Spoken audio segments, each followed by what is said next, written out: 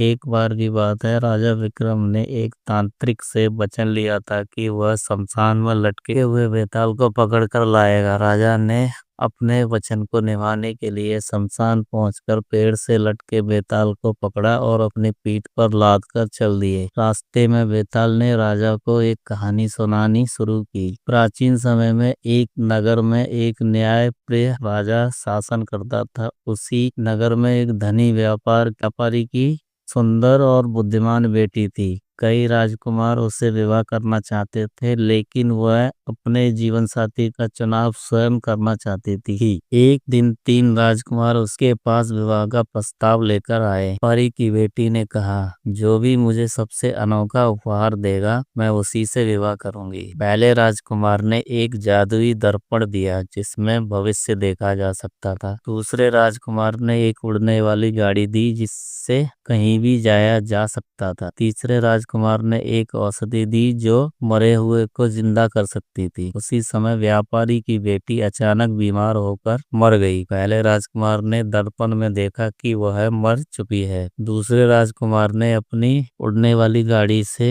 सभी को वहां पहुंचा दिया। तीसरे राजकुमार ने अपनी औषधि से उसे जीवित कर दिया। अब सवाल यह उठता है, इन तीनों में से उससे असली जीवन साथी कौन होगा? राजा विक्रम ने विचार किया और कहा, तीसरा राजकुमार जिसने उसे जीवित किया, वह उसका असली जीवन साथी नहीं हो सकता, क्योंकि वह तो वैद के समान है। पहला राजकुमार जिसने दर्पण दिया और सिर्फ देखने वाला था, असली जीवन साथी दूसरा राजकुमार होना चाहिए, क्योंकि वह उसे अपने घर से ले जाने में सक्षम था। जैसे ही राजा ने उत्तर दिया, बेताल हंसते हुए